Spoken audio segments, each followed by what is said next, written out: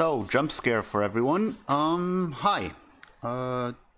Today's stream is gonna be about actually building an OSSC and getting the work done needed for this. It's an advanced electronic project. By now you should know what it is, what it does, how it works. A reminder, this is how it looks like. This is how it looks like if you turn it on. Lights. And this is what it looks like if you take it apart. I 3D printed a couple of case parts, and this basically is what we're going to work on today. As I said, it's an advanced electronic project.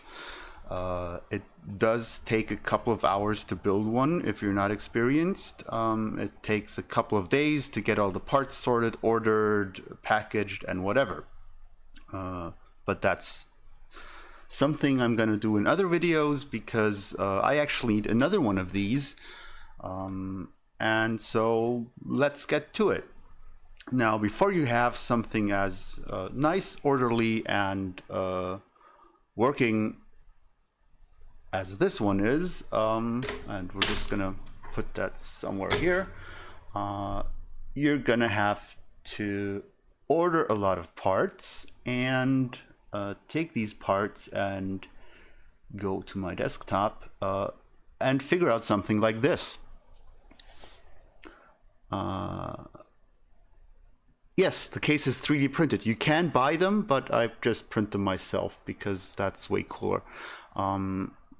Now what we have here on the left side is basically an Excel sheet with all the parts, and on the right side is an interactive PCB layout diagram that shows me where each part goes, so I can just do stuff and figure it out while I'm going on and soldering everything onto this. The first time I ever did this, it took me 4 weeks to assemble that Excel sheet, and I think 4 weeks to order all the parts. That is something I'm going to just skip ahead. And actually, I took this Excel sheet and this interactive bill of materials here and put it into the repository of the OSSC, and Mark's gladly merged it, so this is available for everyone who's interested. And it's with the official PCB documentation and everything. So now you have all this stuff, this nice PCB layout program and this nice Excel sheet, but sadly reality looks a little bit different because, just let me hide some stuff here. Let's take away this and take away that, because in reality it's gonna look like this.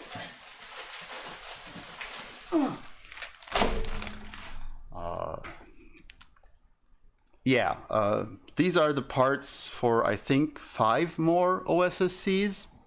But in the end, we're going to take all of this and turn it into a couple of these. Don't mind all the plastic stuff, but that's just how it works.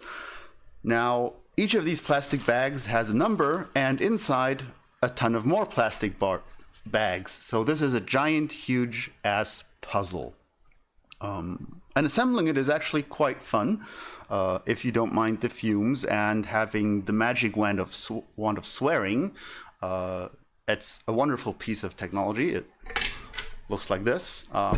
If you point this at yourself, you'll start swearing after a while, especially if you get close enough to touch yourself. What is an OSSC? An OSSC is an open source scaler. Again, it looks like this. You plug in an old retro console via component or SCART or VGA, and you get HDMI out. Simple piece of equipment, but yeah. You can get similar stuff like that called a FrameMeister, who does things differently and is hugely expensive. This is just a very, very convenient open source way of building them yourself. again, you can purchase these pre-made on videogameperfection.com, and that's the easiest way of doing it. But you can also, if you're like me, like to puzzle stuff like this way. So now we have all these bags which are numbered, which have bags in them, which have part numbers in them, which have parts in them, or have little strips of plastic which have parts in them. And I actually took things in this way because on my Excel sheet on the left here, there's a location column which tells me which part is in which of my 8 bags, which keeps sorting a lot easier for things. And also I have this designator here, which basically means I have this designation, which is U8, which I can then look up here in this thing and scroll down to U8, which is almost got it, which is here, which then tells me it's this chip all the way on the right where the red icon is. And that's where I'm going to put it in the end.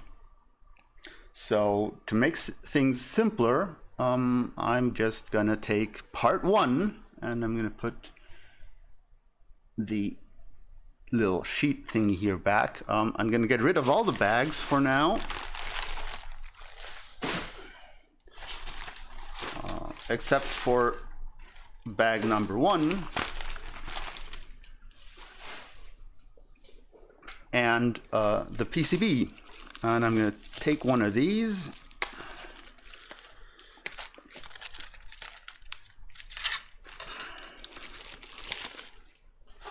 and I'm going to open up this bag and have a huge amount of funny little bags, which are sorted, unsorted, and yeah, I'm a messy person sometimes, and I don't really mind having electronics lying around like this, so it's half bad. Of course, some people are going to say you have to isolate yourself and do whatever shenanigans not to explode when touching these. I really don't care, and I've rarely ever had anything explode in my vicinity, except I intended for it to explode. So now before we get started with puzzling, we're going to need a couple of other things, which is, of course, the parts. Here we go. We're going to need some soldering, leaded solder here, which is just in a little stand here, which we're going to need. We're going to need some tweezers. We're going to need the hot magic piece, the soldering iron, or even better, a hot air rework station. Like also hot end, do not touch. This one's even worse, because it not only is it hot, but it also shoots out hot air at you and in generally your direction, which isn't that much fun. Yeah, exploding is against the terms of service of a lot of things, probably. Also, my insurance doesn't cover, I think it was flying a space shuttle, a rocket, or trying to detonate a nuclear weapon. I don't think I ever gonna try any of these, except maybe flying a space shuttle, which would be awesome. But hey, insurance is insurance.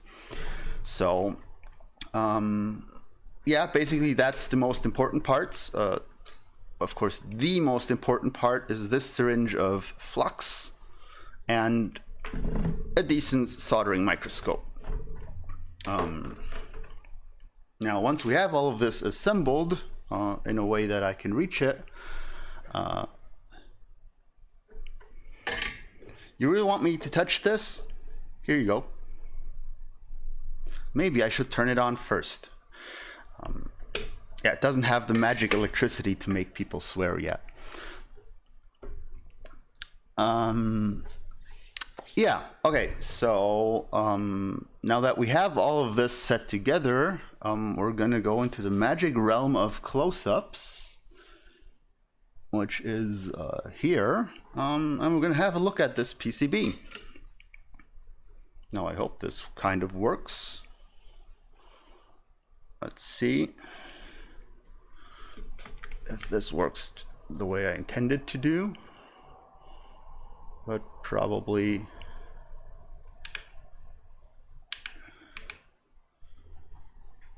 not as simple as I thought, of course.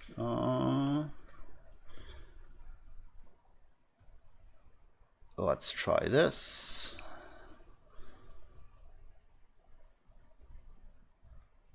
And let's try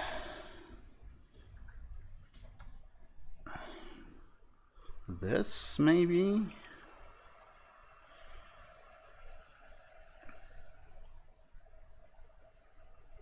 Oh, well. Never really works like you want it to work.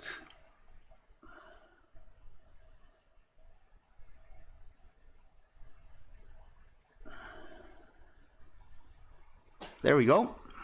That's a tad better. There we go. So, let's see if it really does work or if I just messed up again.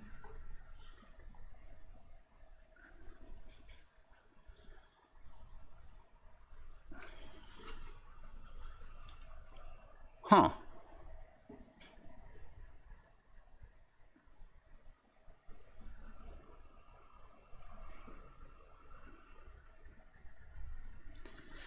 Technical difficulties. Please hold the line or whatever.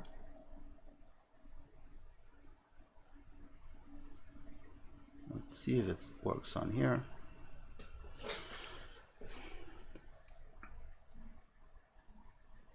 Great. The wonders of technology fail me once again. No, don't ever drink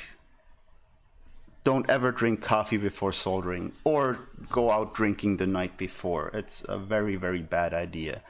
And if I ever get this thing to work the way I want it to work,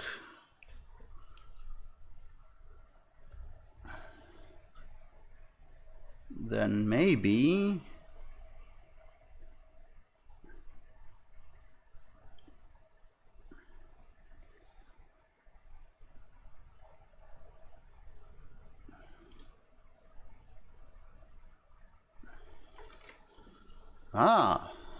eureka, it works.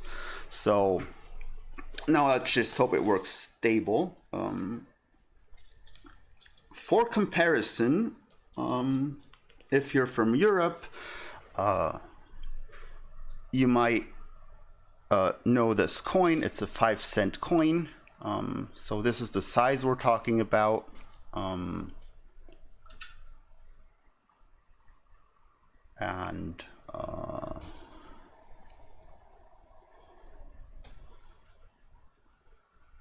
Yeah, it's a...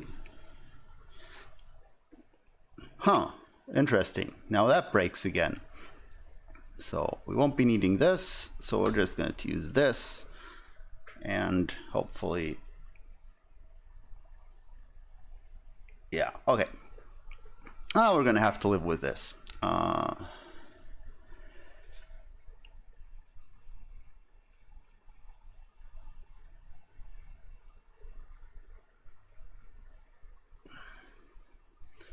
Yeah, okay, so 5-cent piece, and we're gonna solder these tiny pieces right here, and have fun with all of this at the same time. So, but of course, first of all, we're gonna have to get some stuff working here. Step 1 is gonna be soldering on the most important chip, which is also the biggest chip, which I'm gonna put here right next to this, which is the almighty Cyclone 4 FPGA. Like, this is the heart of the entire thing, which does all of the conversion, grabbing the image, helping the other chips convert it and putting it out back onto HDMI and all kind of shenanigans.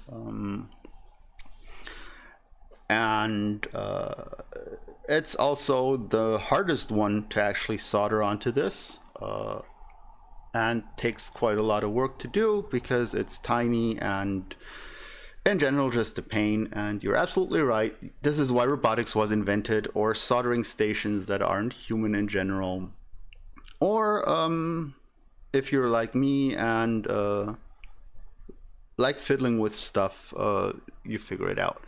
Important to know is a lot of people are afraid to do this stuff, and it's not half as bad as people want you to imagine it once you get used to doing it. So just going out there and doing it is actually a valid way. And after building like 1 billion pieces of hardware that actually work, you're gonna get the hang of it and everything's gonna be fine. So, okay. Now what I know is that I already have my chip here selected. I know which one it is because it's rather simple. It's the big red one. And now I'm going to look for a couple things. The first thing I'm going to look at is, with my tweezers, this little dot here, which goes to this little dot here.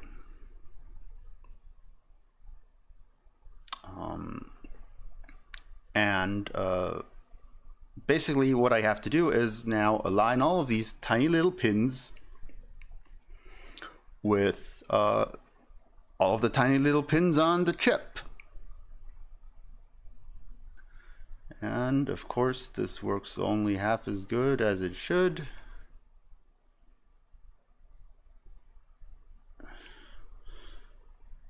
But yeah, you might get the hang of it, how all this works. Sadly, for some reason,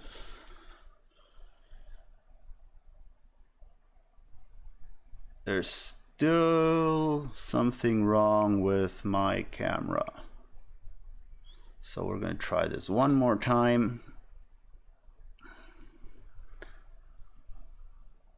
to reset this before I lose my mind about technology in general. Let's see.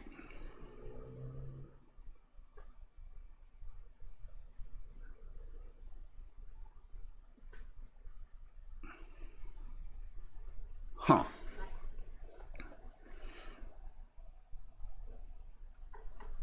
Funny, my preview looks totally different than what is on stream, than what is actually happening. But yeah, okay. So I'm just gonna have to go by this then, yeah. So we're gonna align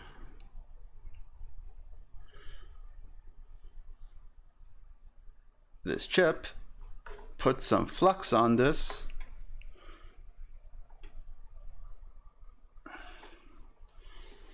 like this,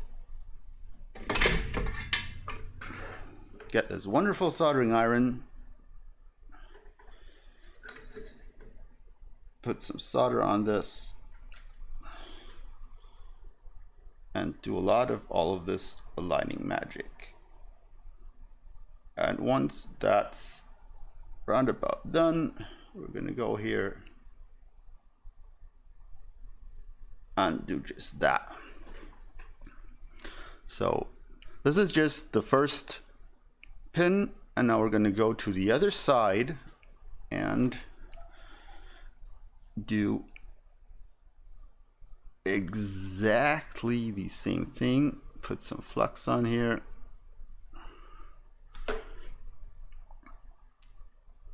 Line this up.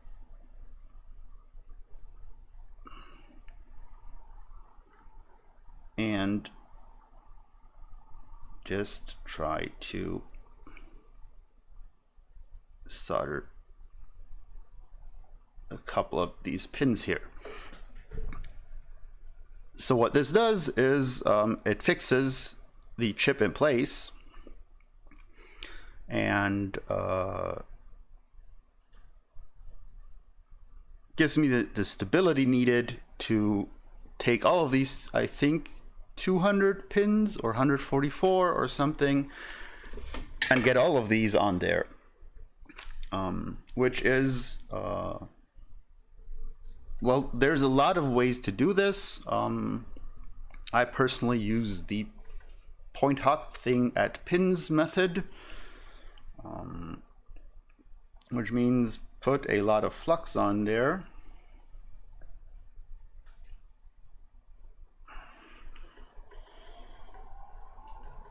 And take a soldering iron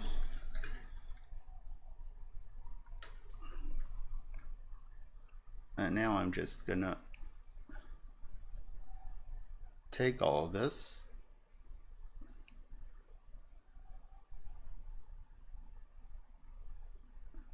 and solder it on there.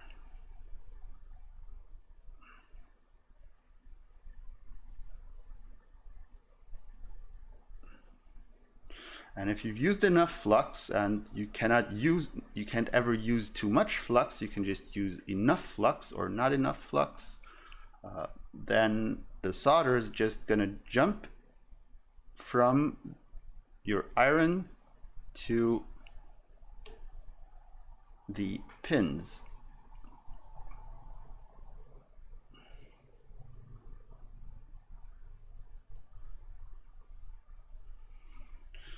And you might have something like this happen.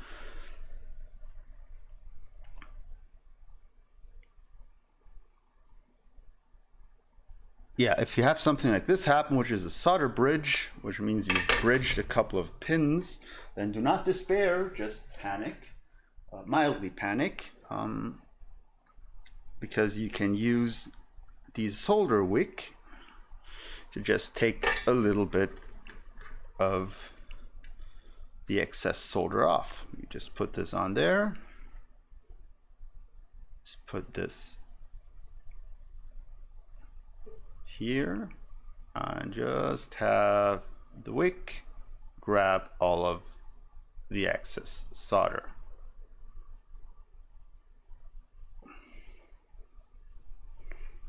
Go. Now that might still not have perfectly worked, which isn't that much of a problem. It just takes a little bit of patience.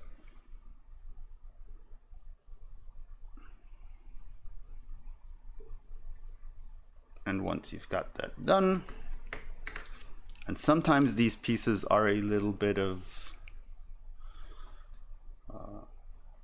a pain in the butt, which usually means just add more solder until at one point it's gonna work out, which of course now because it's on stream it's not. So I'm gonna have to fiddle around with this a bit, but yeah, it's just something you get used to after a while.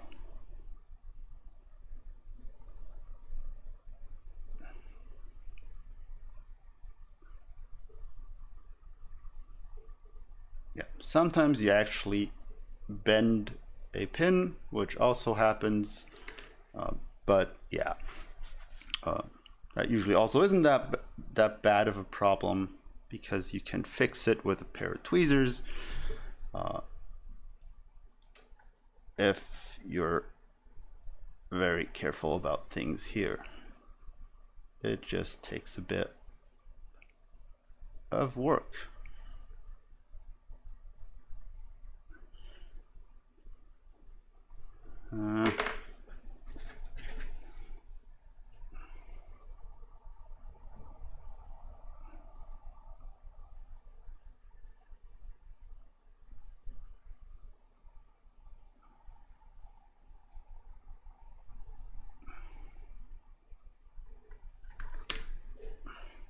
Also, this is harder on camera than I thought, to be honest, because I have to use this weird angle.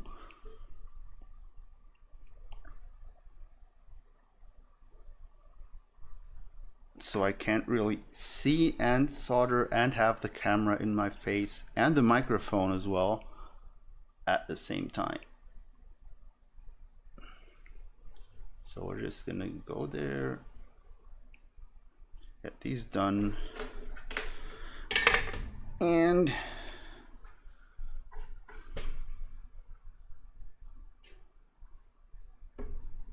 no, it's never a problem. Everything can get fixed if you take your time with it.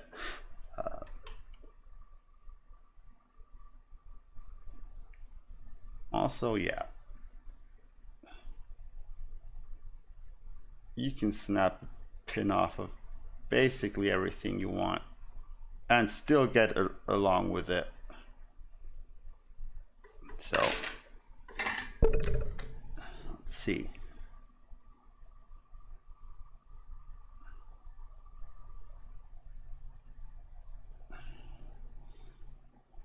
Of course it wouldn't work. There you go again.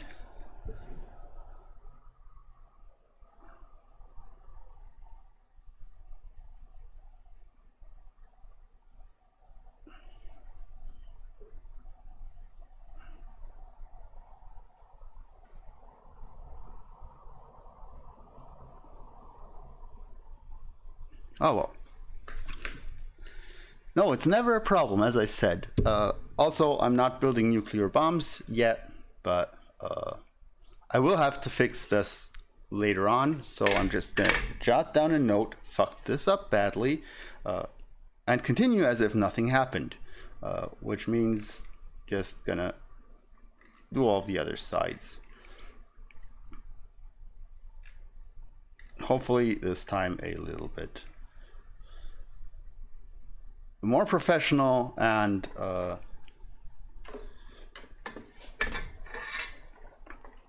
with less hassle than the first time around.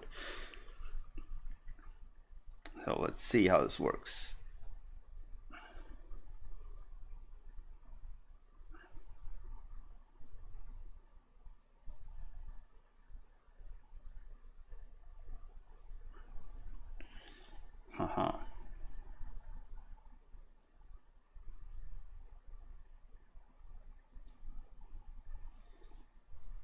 There, this is better.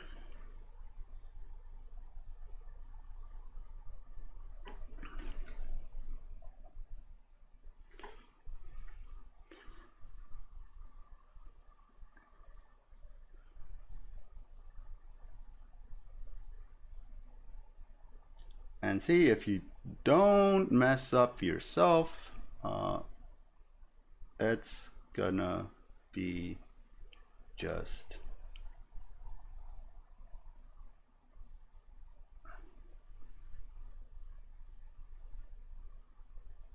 fine. There we go.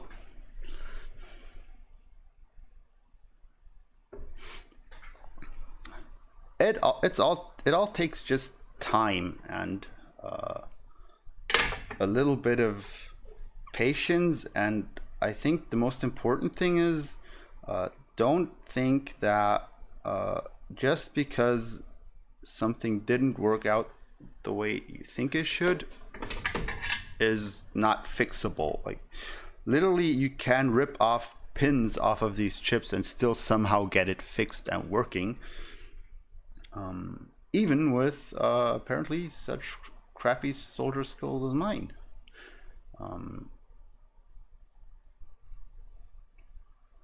But let's see how much this goes.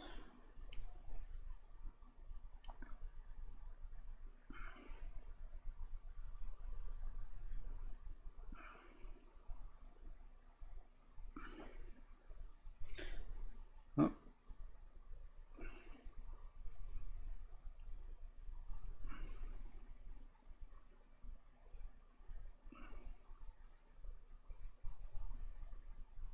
So you're looking good. You're looking good. You're okay.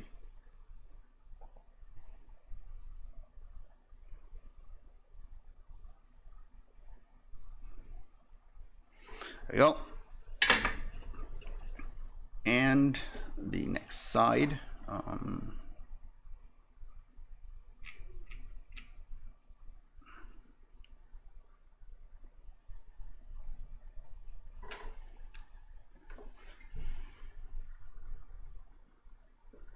So, okay, last side, get it done.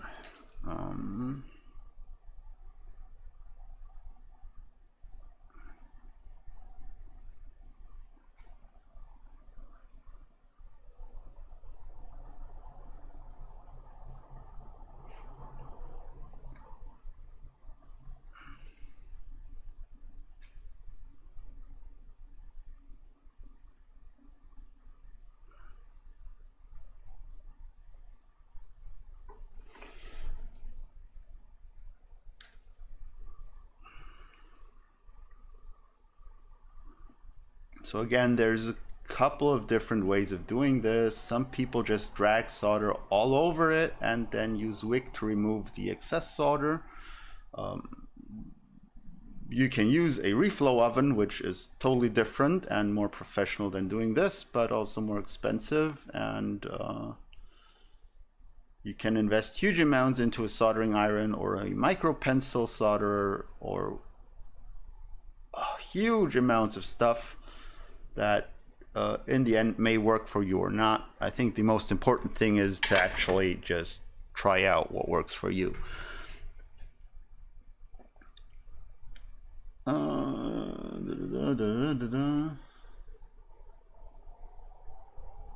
Yeah, I think one of the most unnerving things in soldering stuff like this is actually putting something on the wrong way.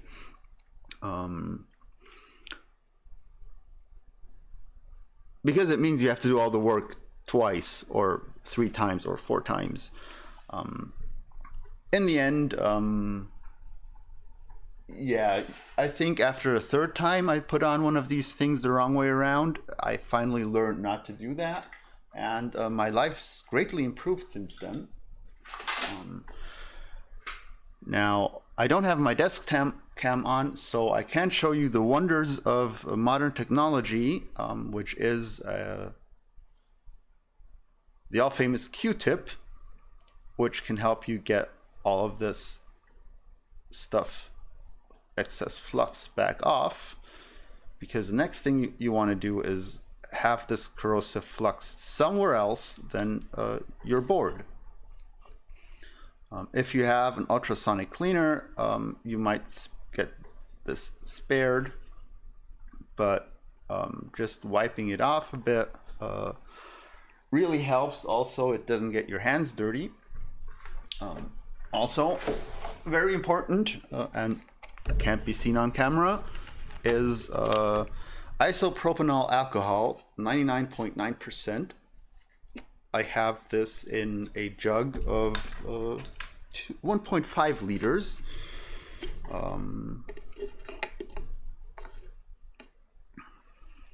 Which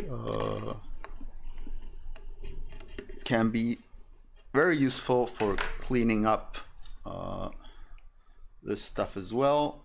Also, it evaporates really quickly and just helps you cleaning up everything.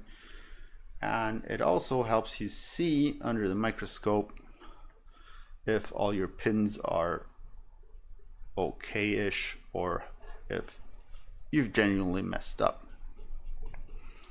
So yeah, so aside from that little piece down here, these joints don't look as bad as they should. They're never going to be as perfect as being machine soldered or anything.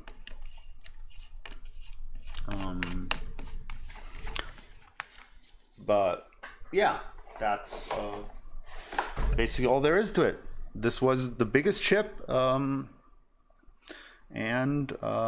if we have a look at things we can see that depending on the angle, these pins are actually soldered to the board, just like they should be. Now, some people go ahead and start measuring between all of the pins for any short circuits, but with time you see if there's a short circuit or not, and with time you also learn to see if there's any pins you missed or anything you messed up.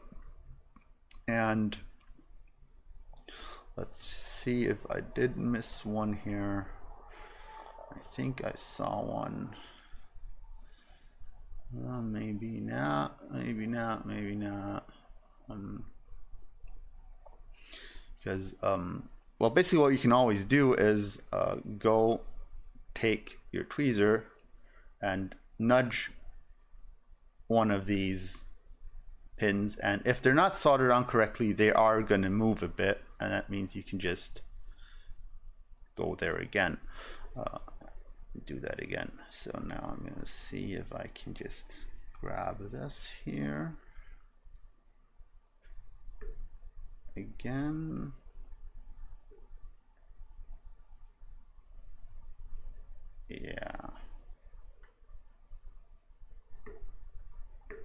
Yeah, I'm gonna have to do that off camera.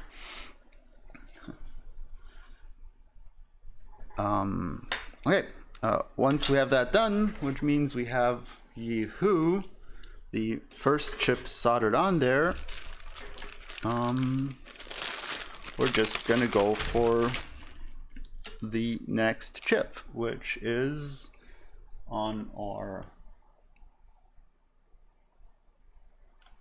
let's put this desktop thingy back here.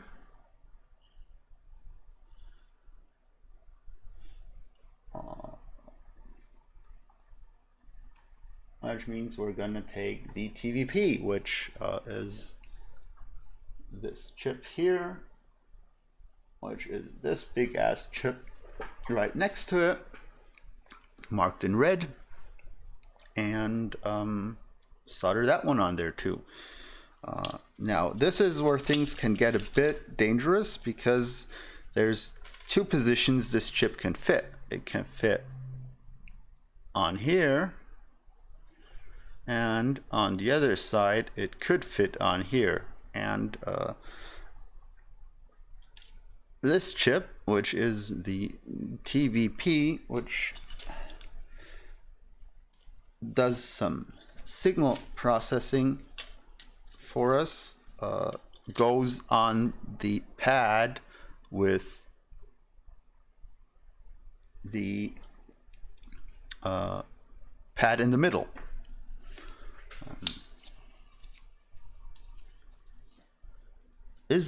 How do you measure for a short circuit? Is there a specific tool? Yes, there is a specific tool. It's called a multimeter, and it has a connectivity mode. Let me show you what basically happens here. Is you get a multimeter tool which has beep mode, and it basically tells you that you get these probes with it, and if you touch them, it beeps. So now I can go and say, like, okay, this and this, and if it beeps, it's connected. And if you have something like this here, for example, you have these two pads here, which are connected under here. So if I touch both of these, they beep. If I touch this one, and it's fiddly, and this one, it shouldn't beep. Except, well, if I've made a solder bridge between those two because there's a chip on it and I've put solder between it, it will beep because of the pins would match. So I can go here, basically back to one of these, and just, this is fiddly as hell, but I can tell it, okay, look, these don't connect, so they don't beep. But let's see if I find any ones that should connect here.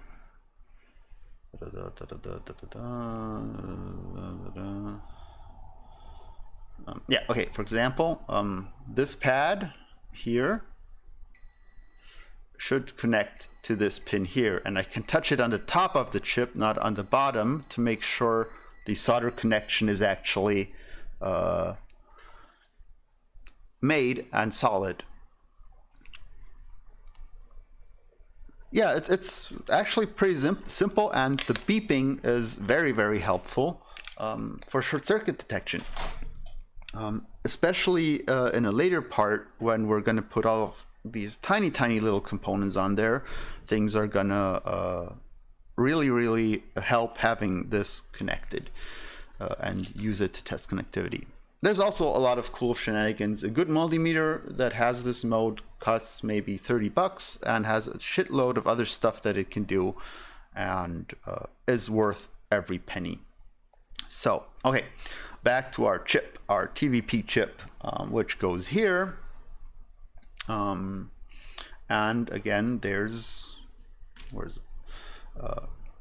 the marker, but this chip, and I fell into this trap before, it has these blobs here and it has this one, and I want to align this one to this piece.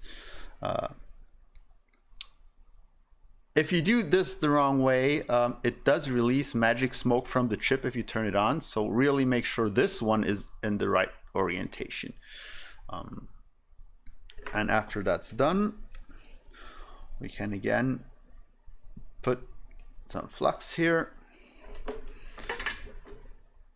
put some solder on the iron, grab this, and just go and plop this on here, turn all of this around, make sure this aligns as well,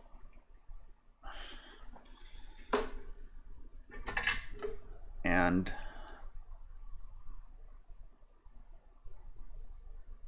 plop these, and the chip sticks. I can move it and it moves the board with it, which means we're good to go.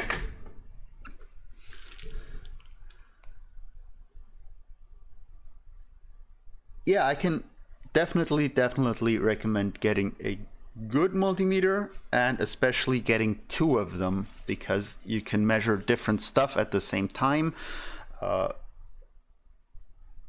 If you're really into electronics, I suggest getting something for around $100 for two as a starter region. Don't go with any of the cheaper ones, because yeah, if you buy cheap, you buy twice in electronics. And basically, yeah, that's you get two for 50 each, or maybe 30 each will still be fine, and you're gonna be good to go. So now let's get this chip soldered on here. Again, a lot of flux paste on everything here.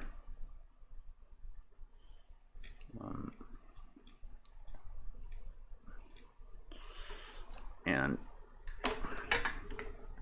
go grab this again.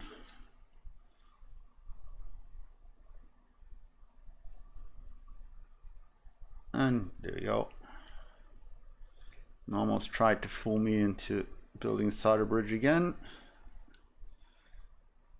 And sometimes it's just enough to add more flux, and the solder bridge is going to go away, as you just saw again.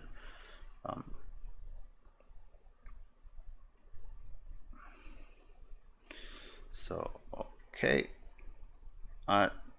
looking good.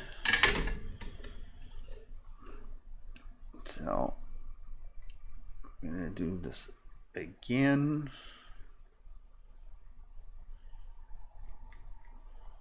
And again.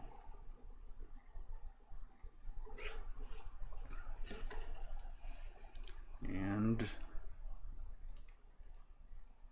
I'm on.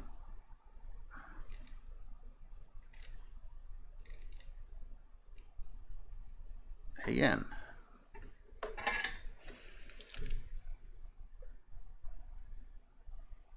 Here comes out as iron. Interesting. I don't know where I picked that up actually. Probably I've had so many English-speaking colleagues from all different nations and dialects that I kind of just mingled up everything together with my German accent. So okay, here, let's get this done. Important tip to make things easy, again, lots of flux, and touch the pin and the pad below it, because the solder goes where the heat goes, and if you heat up the metal parts, the solder is going to help, with the help of the flux, jump onto the pad and the pin. And here we go.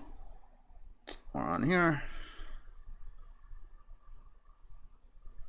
and you can see it just grabbing on there, and by pulling the iron back, I just prevent the bridge from completing while doing all this. Also, talking while doing this is much harder than I thought it would be, interestingly. So okay, we've got this one, this one, this one, so we're left with this side.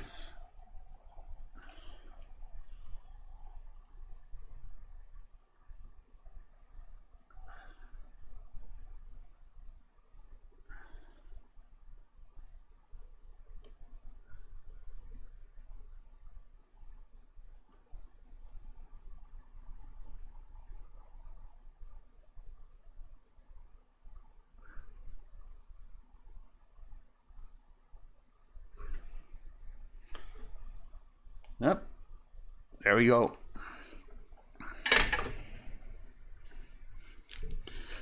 You have a US Midwestern accent.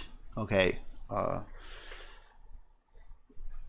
Okay, that sounds interesting, at least. I haven't been to the States in a very long time, so I do have a good friend who used to live in Austin, and that's about as Midwestern as I've ever been in contact with Americans, I think. So yeah, okay, so let's clean this up a bit. Get some of that very, very stinky alcohol and clean this up as well.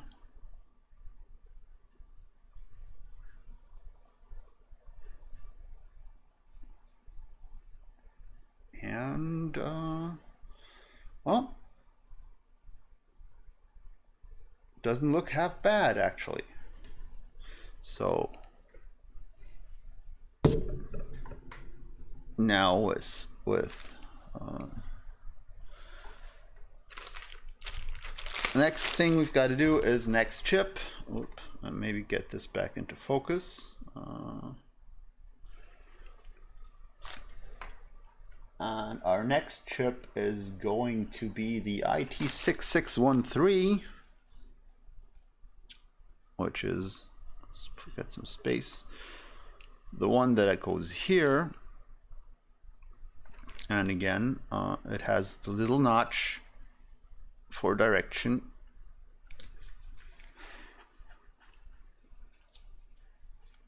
And we're going to put this one on here again, and that's just the same story as the one before.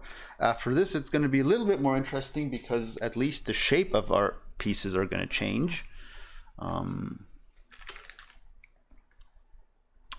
And I might actually go back to this to make things easier to see,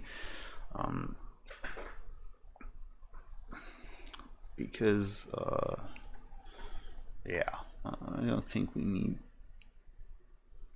this here anymore as well. So we're just gonna put more flux on here, and while we're at it, onto the other side.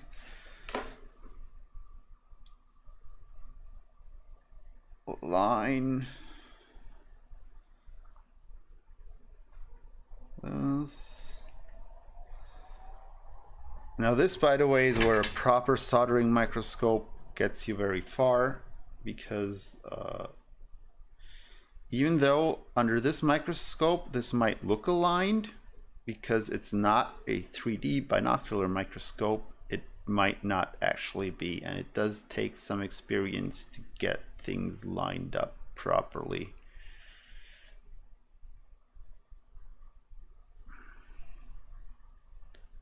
There.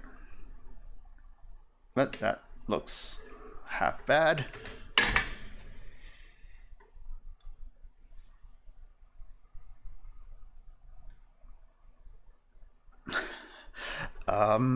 I think there's a guy, his name's Louis Rossmann. He does a lot of MacBook fixing, and if you blend out his swearing, he does a lot of the soldering jobs on MacBooks, and it's a very soothing and relaxing experience to watch.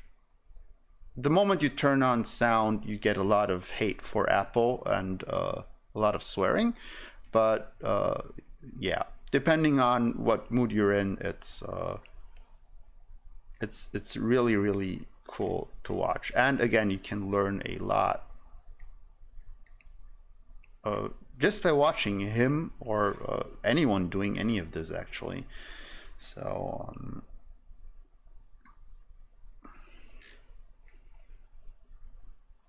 and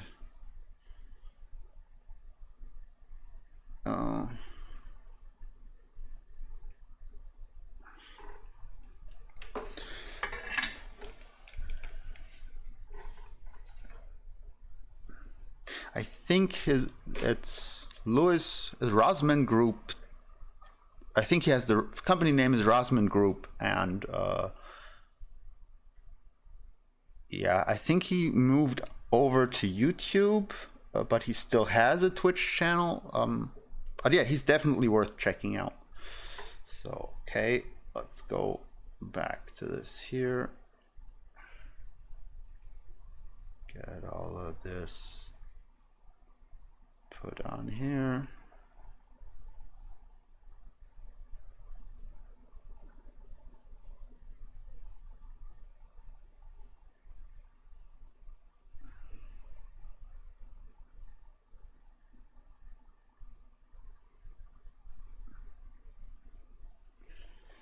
Yep. Number one.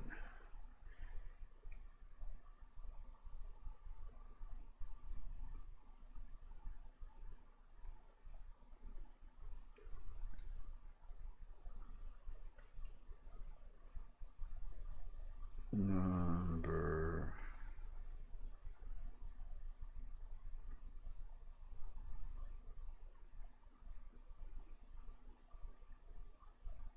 2.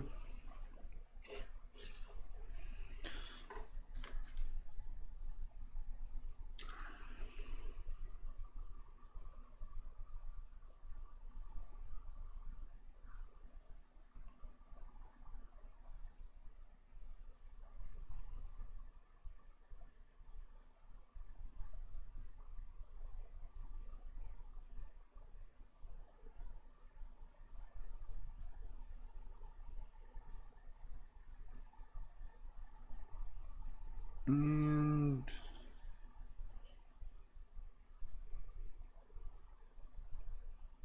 number 3.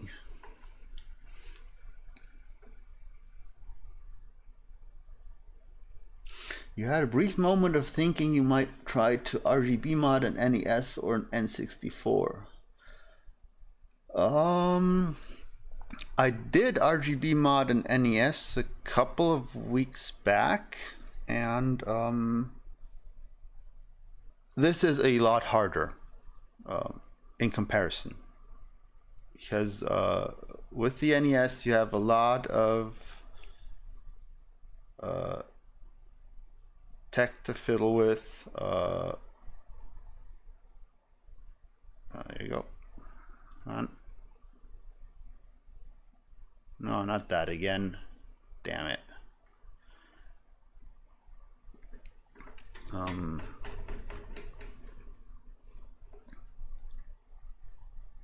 And yeah,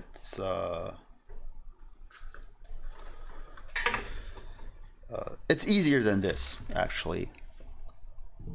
The only problem I see is that the NES modding, it requires you to desolder one of the through-hole chips, and that can go very wrong if you don't have anything to try it out with.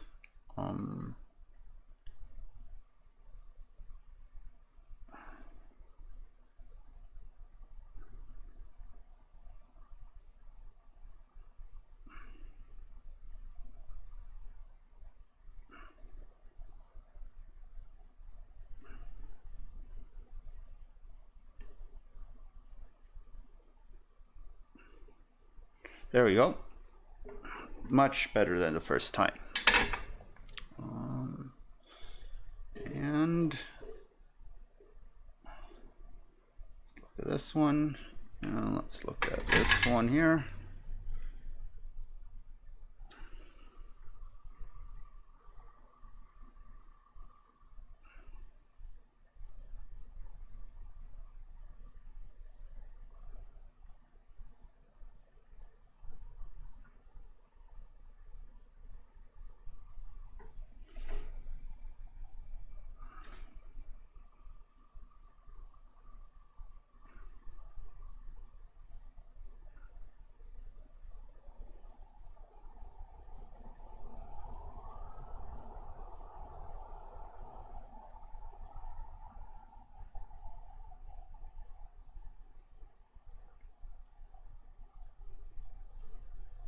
Yep.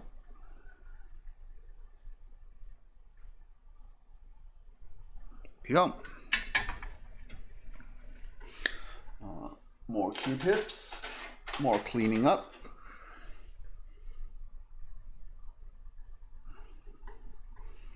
All the while trying to check if all of this is where it belongs.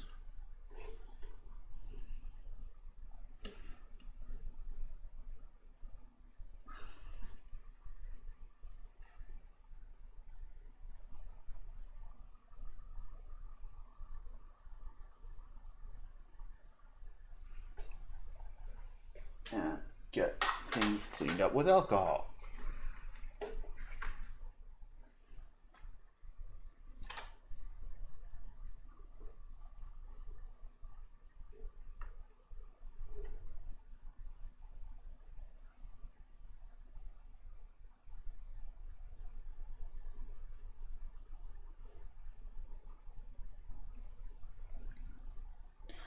So let's see, this goes here.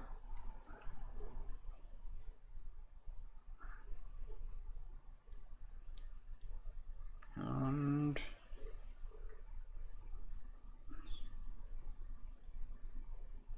this out of here. There we go.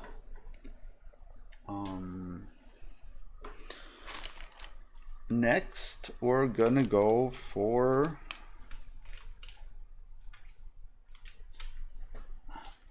one of the smaller chips, the THS 7353.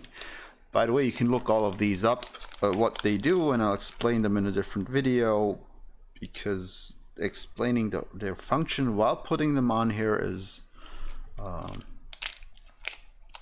kind of out of the scope of my multitasking skills. So we have the THS3, which is U17, which goes right under here.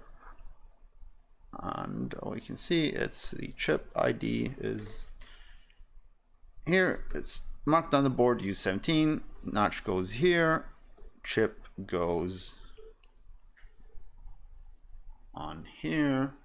Chip also has a little notch here,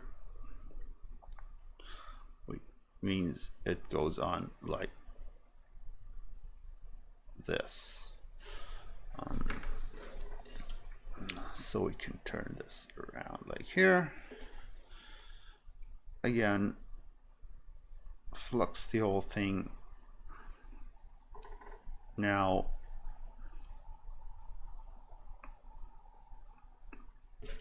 come on, stay here. Now, because this chip is smaller than the others, I usually just grab one side of it, grab the entire thing with my tweezers,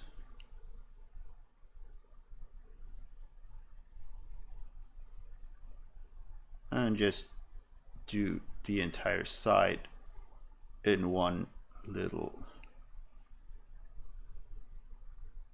motion here.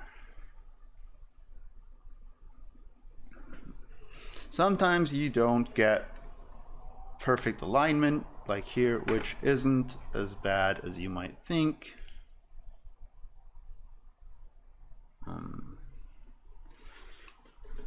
And since if you're doing this manually, you're not doing these in bulk,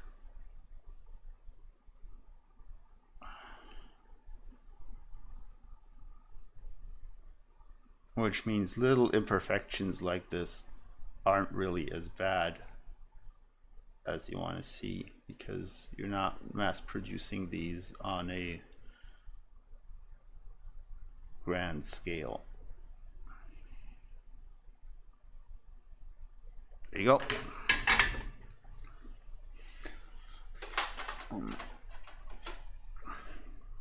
Again, we just get rid of some of the flux on here.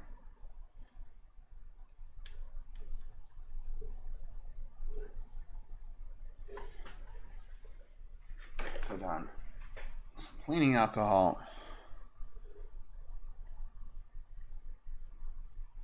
Things are gonna look quite solid here.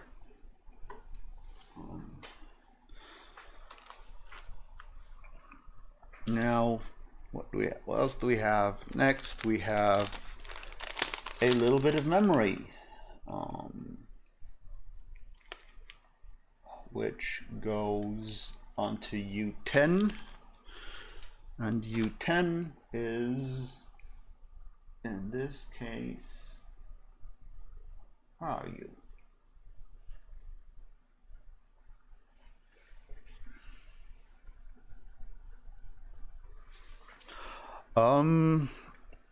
I've heard that actually a lot, that it's harder for people in the US to get a higher percentage than 91%. I don't know, because like literally we get this stuff here everywhere, and basically everything that's not alcohol is not going to evaporate as fast or might conduct electricity, so try to go with the good stuff, and that's 99.9%. I haven't had, if you let it dry off, it's probably gonna work, but you can always try it out with the conductivity meter on your multimeter. Just see what happens. Yeah, actually, I order this stuff off of Amazon. I don't know if it ships in the US, but that's where I get it from, because it's like, what did I pay for this? It's $5 for a kilogram or a liter. So, all right. So the next chip is the flash. It's a little bit of memory, which goes on the other side of the board. It actually goes here, and let's prop this on here. Fun fact, if you put this one on the wrong way around, the entire thing's just not going to work, and you're going to spend half a day trying to figure out why. But it's not gonna blow or break. You can just take it off, turn it around, put it back on, and it works. Not sure, and not suggesting you do it the wrong way around, but again, that's just something I learned the hard way when building these. So grabby again.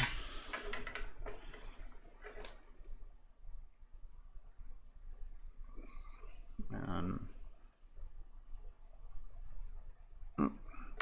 not enough solder on here.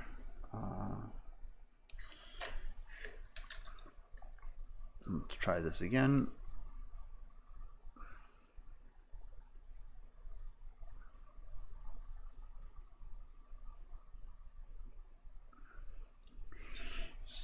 Side one.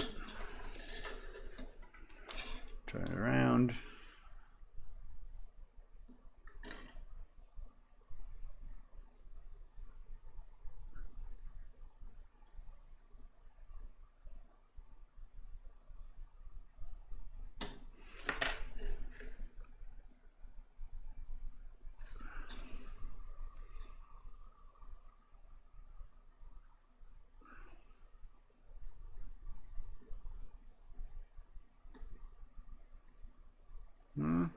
On.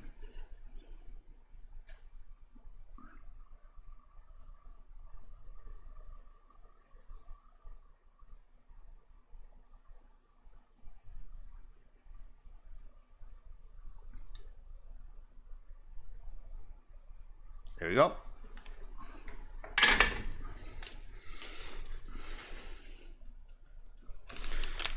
That on here.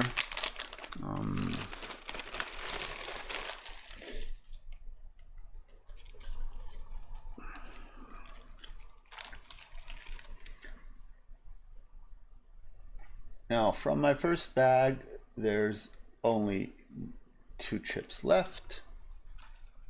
And there's this PCM, which we're gonna fill out, and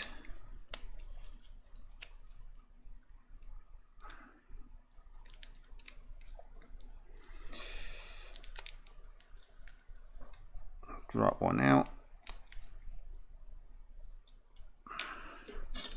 And this one goes here.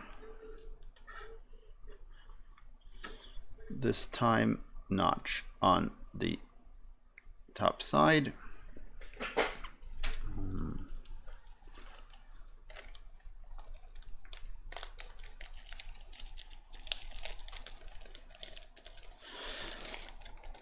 Well,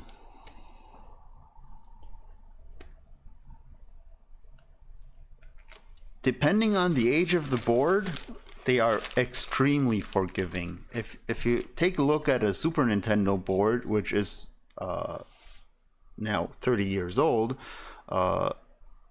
they were made to last. Compared to modern phones, which basically die the day warranty goes out, they're definitely not built to last any longer than 2, maybe 3 years. If you're lucky, they last longer, but I wouldn't bet on it. But yeah, it's also a consequence of minimizing all the technology. Smaller ICs are more prone to damage, electrical damage especially, and packing everything into just tiny pieces. So okay, we have notch here. Put this on here. Solder this on here.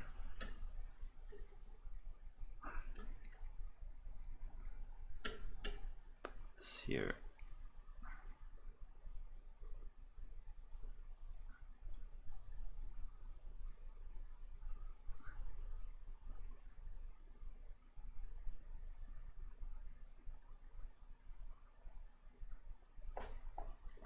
see if this goes here. Come on. Nope.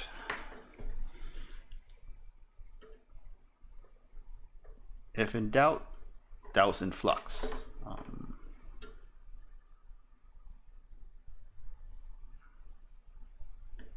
If still in doubt, douse in more flux, apply solder wick.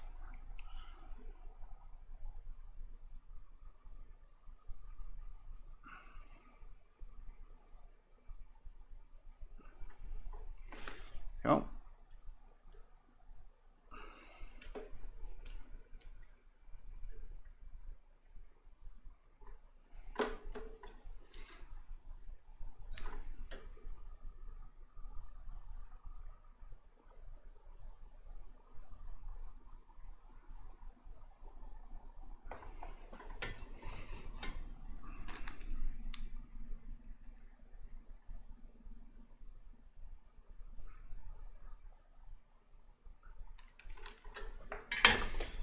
There we go. It's one side. And where do we go? There we go. Let's grab the other side. And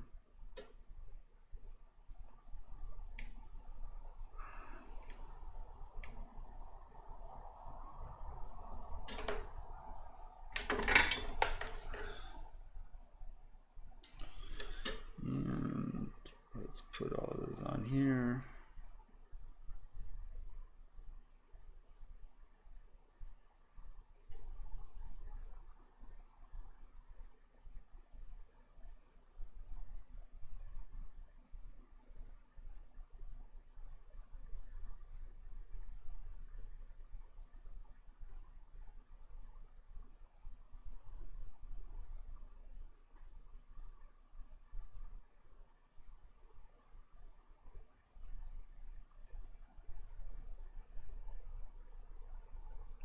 Go.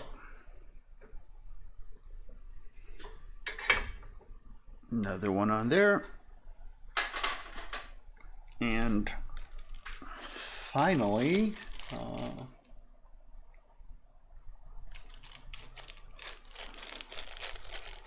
we're gonna take the tiniest of them all.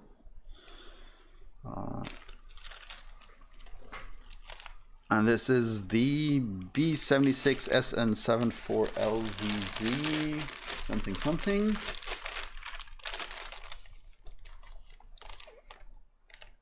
And that goes all the way over here on the board. Where are you? This goes here. And again, we have the tiny notch here this time, and the tiny chip with a tiny notch on it. This time just a tiny little dot on the top there.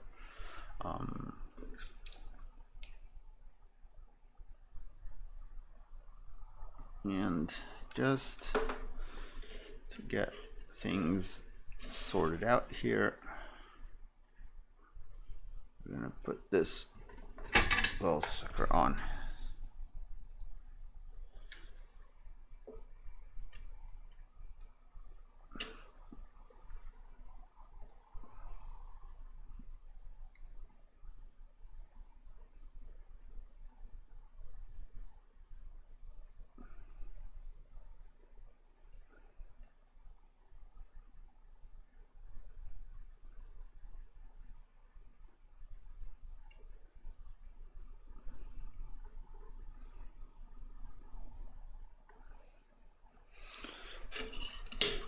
No. And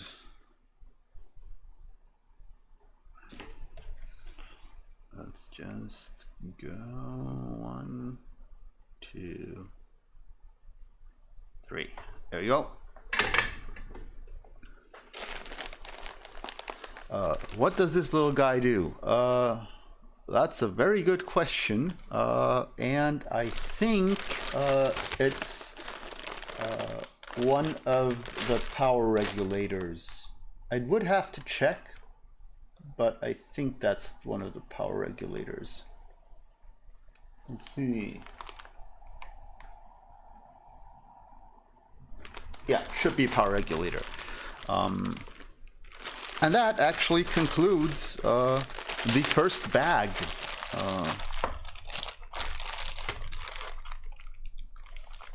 Which is most of the big ICs. And oh fun, next come even tinier pieces. And we're gonna go check back with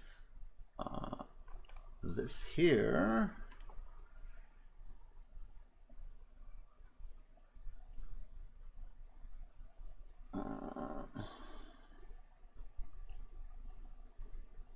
I need this,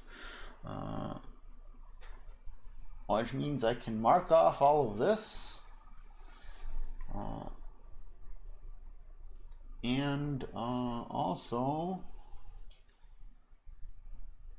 mark all of this.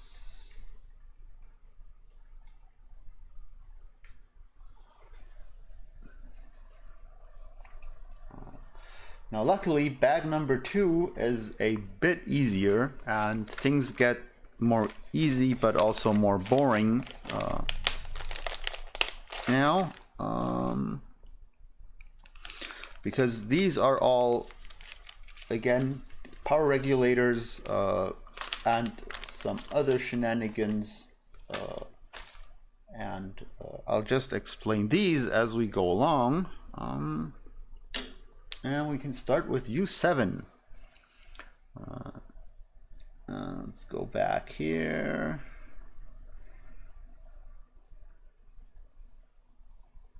U7 is what we need. And U7 goes all the way here. Now, U7 is a NCP703SN19T1G, which is a huge part number for a tiny little piece that, come here, show yourself.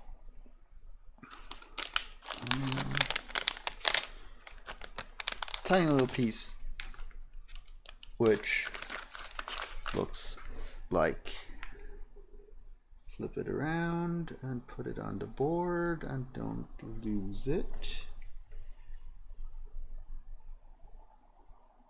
Looks like this.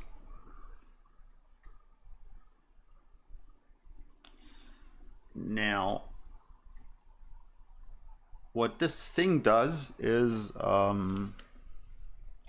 basically there's 2, 4, 5, 6, 7, 9 of these, and these basically take the 5-volt input voltage that comes into the board and converts it into the different voltage levels the chips need to function.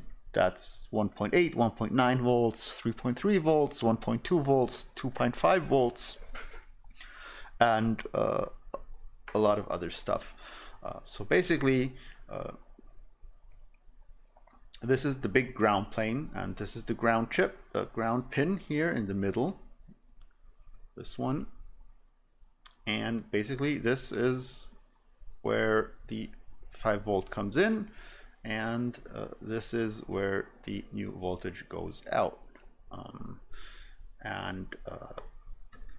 There's a couple of these and they're next to each other, and if you put these on the wrong spot, the consequence is going to be that you might supply the wrong voltage to the wrong chip, which means magic smoke escapes.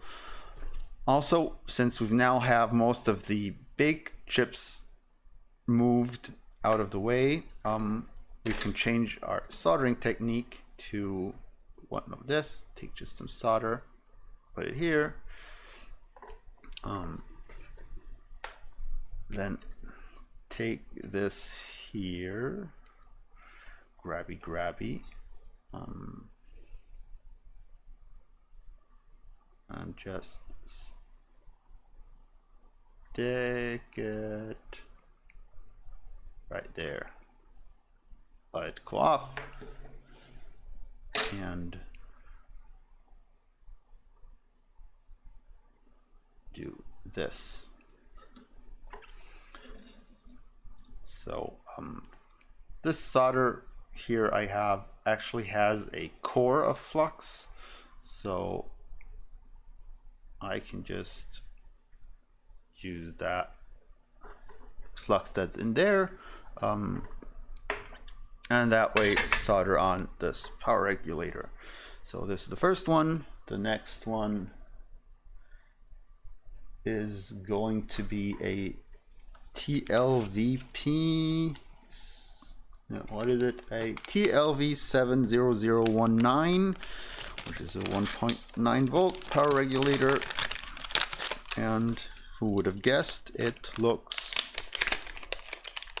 just exactly like the other one. And I'm gonna grab it out of its little thingy here, drop that on here, pack it all back up because I only need one of them.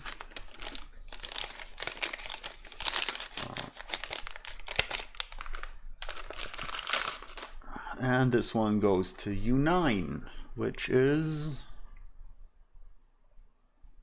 right next to this place. So this one goes here, and this means this goes here like this. So again, I'm gonna put some solder on here, grab this, heat this, shove it in there, let it cool off, and then just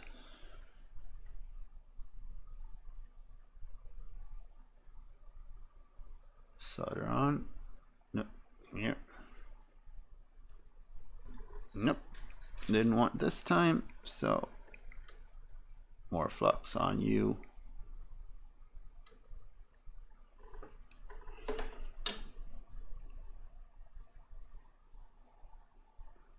There we go.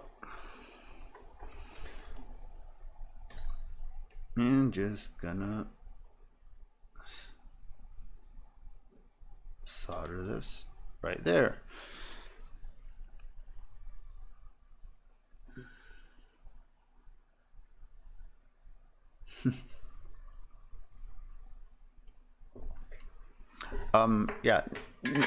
I use this flux paste, which comes in this syringe, and also there's solder. There's flux in the solder wire itself, and again, you can't ever use not enough flux to get things done.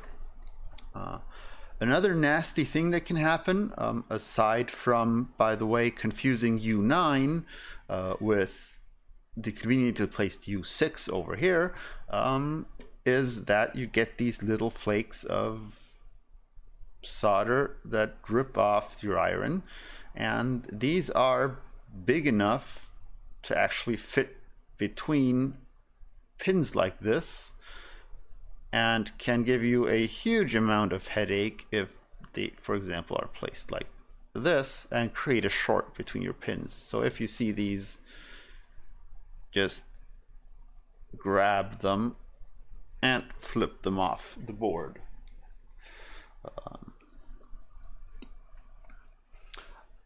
Yeah, there we go. So that makes U9 done. Now we're gonna use a similar part that looks exactly the same, but instead of creating 1.9 volts on its output, it's going to create 1.8 volts on its output, and they come in these reels here, and they're sometimes a pain to get out, because this is built for machine placement, of course.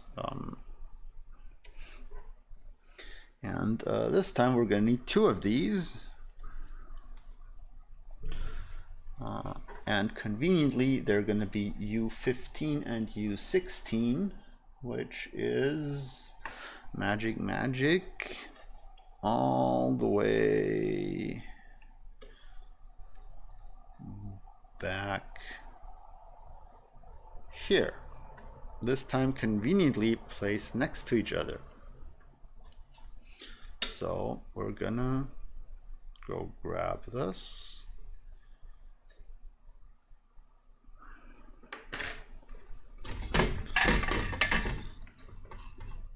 Again, let's go put one of these here. And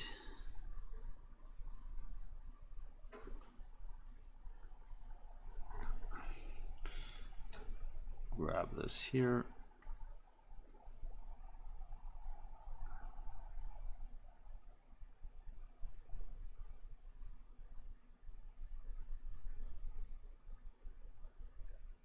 And just place this here. And because I took too long, we're just gonna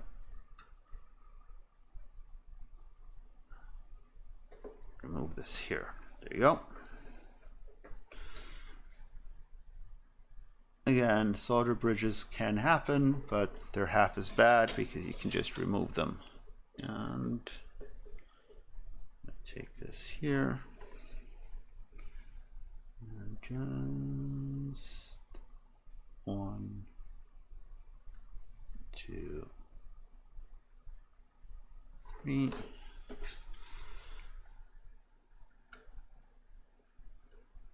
It might be much.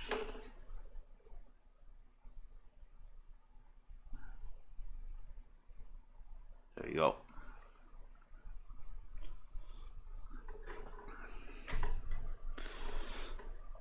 That's one more, and get another one of these tiny voltage regulators on here, and put this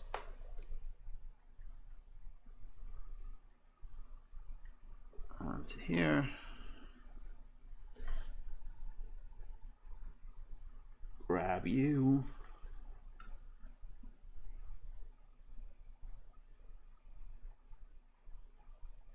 Place you here.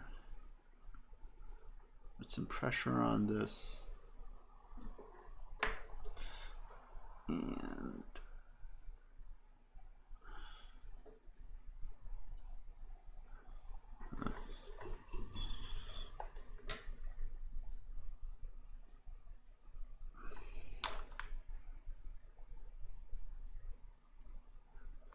whoops.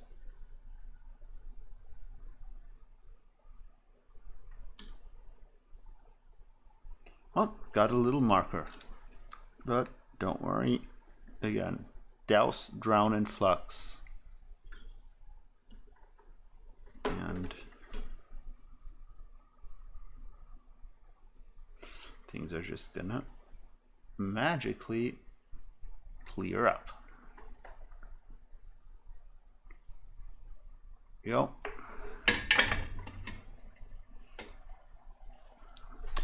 So we have some more of these little flakes here, which we're gonna graciously take off because we don't want them sticking between our pins later on. And that makes our 1.8 volt regulators, which the rest go back into the bag, which goes into the bigger bag. And next is our 3.3 volt regulator, which is again back where we installed the first two, which is all the way up the board at U6. And we're just gonna grab one out.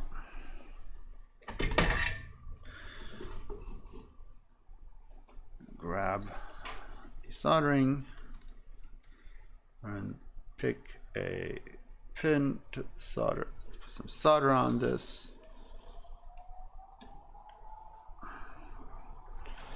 Grab our little regulator, check if we're the right way around, which we're not. So we want you to have the writing on top. Put you there.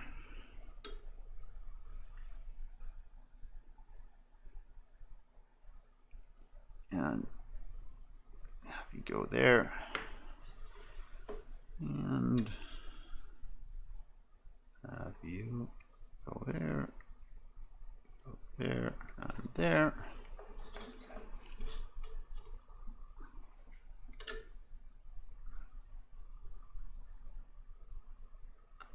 Here, and you go here.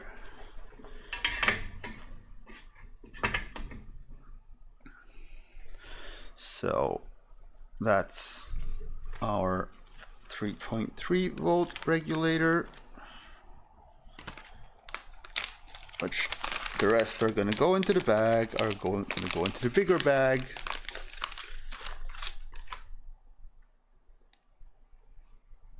And next we're going to need 1.2 volt regulators. These are basically exactly the same thing, just they don't output 1.8 or 1.9 volt, but 1.2 volts, which is one of the supply voltages for the FPGA, which goes all around the board and is used everywhere. And these two go U12 and U14. And again, we have, where are you? On the board are you? There you are. We have U12, U13, and U14 down here. And we're gonna place U12 and U14 and not U13, which again would produce magic smoke if we did it the wrong way.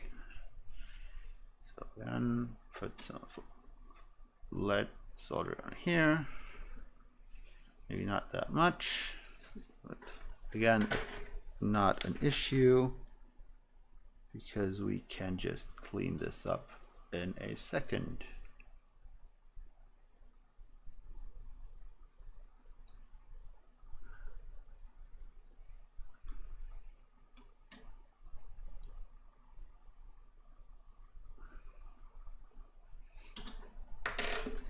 Because this doesn't look really nice, again, just to touch it up a bit, put some flux on here, put a little bit of pressure on it to keep it in place,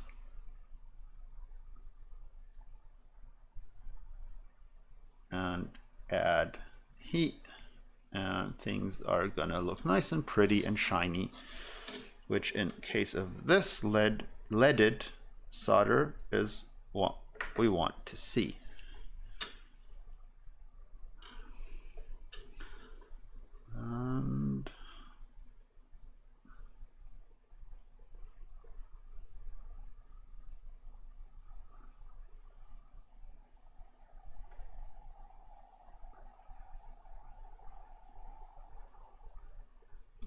And not as nice as we might want it, and also a little flake. So just to clean it up, and the magic of flux is really going to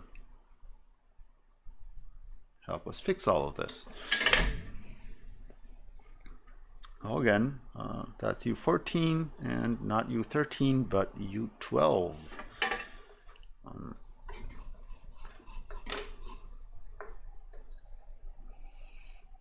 Is a U12.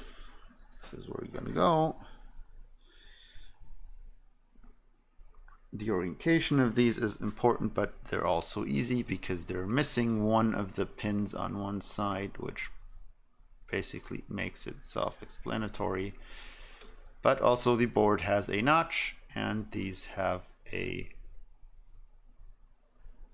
little bar here that shows the orientation.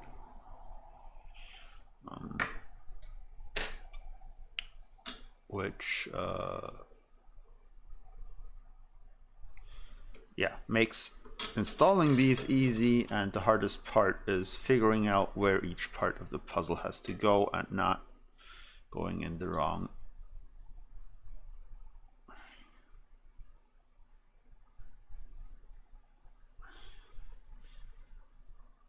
spot. There we go. That was our 1.2 volt regulators. The bag with them goes into the bag, and we're left with a 2.5 volt regulator, which is the TLV Guess 70025, which is, you guessed it, this exactly same thing. From the package size, just differs in a tiny weeny bit of writing on it. And this one goes to U13, which is next to this. And you can imagine if you install these the wrong way around, you're going to supply a 1.2 volts on a 2.5 volt rail, which means not a lot is gonna happen, versus supplying 2.5 volts on a 1.2 volt rail, which basically is gonna mean smoke. So here we go again.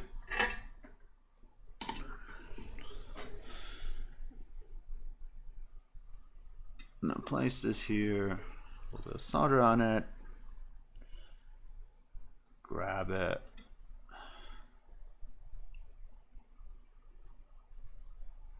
shove it in there, put pressure on it, heat it up again, push it down,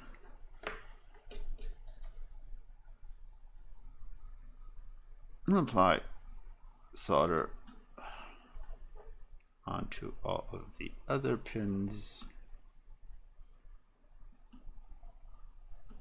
Might not look as nice as you might want it to, so put flux on it and try again, and usually things clear up quite nicely. If they don't on the first try, just try again a couple of times, and there we go. That cleared up. And we're down to our last voltage regulator, and this one's a biggie. Different package size, because it has to transfer more power. And it's also the last one in our bag number 2. So I'm just gonna move these away, drop this there, and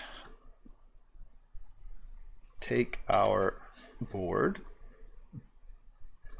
and move up here to U5, where this is positioned, and this is how our big ass power regulator looks like.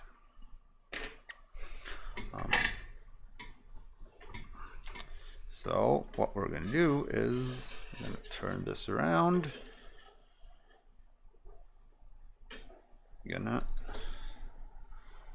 some solder on here. Grab our big ass power regulator and move it into position.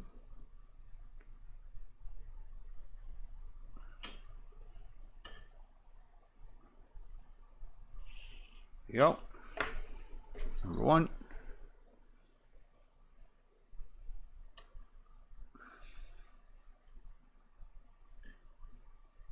Number two.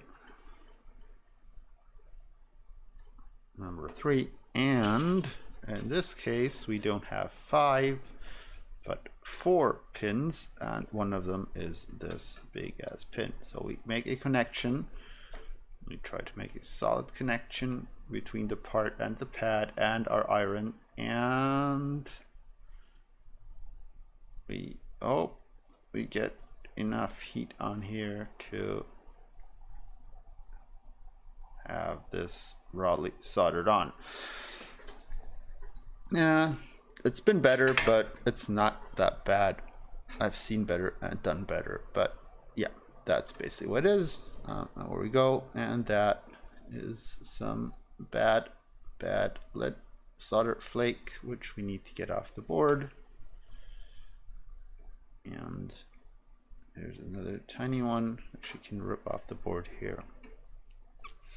And that concludes our bag number 2. Now what I'm gonna do is I'm gonna take a Q-tip and clean off a lot of this flux I've used on a lot of these parts, but I don't do this after every part, but at least after every bag, to get all of the remaining flux off of here,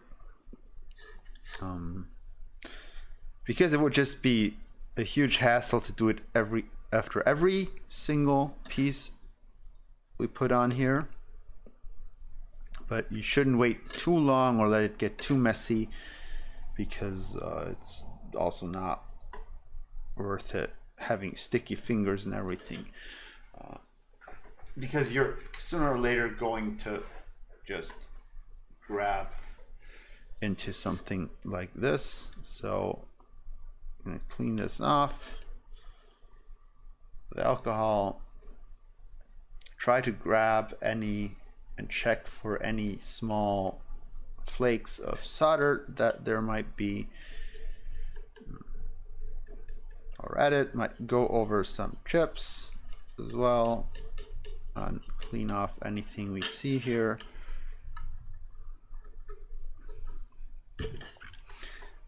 Basically just scrub these connections, and also check if you might have missed some of these, because as these are power rails and power connections, it means not having one of them soldered because you forgot one, or not correctly soldered, might mean you're gonna have no power to any of your chips and nothing's gonna work. The other thing to check for here is for shorts, because having shorts on these is also going to cause issues, quite a lot of issues actually, up to blowing up some of the chips. So yeah, that's something to take care of, and be especially aware of during any of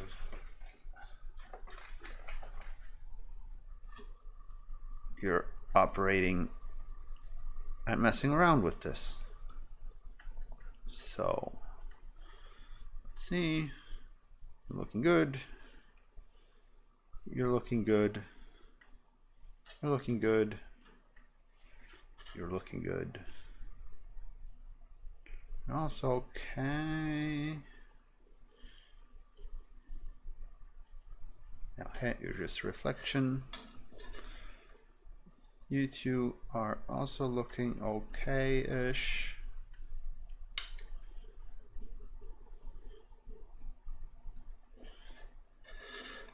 And your left.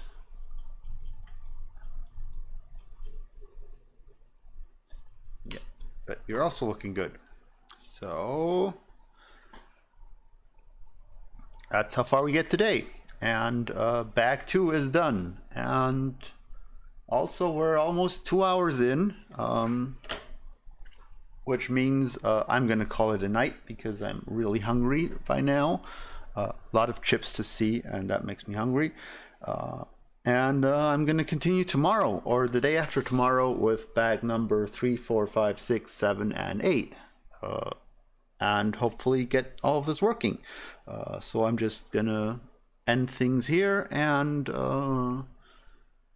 gonna see you soon, I guess. Have fun.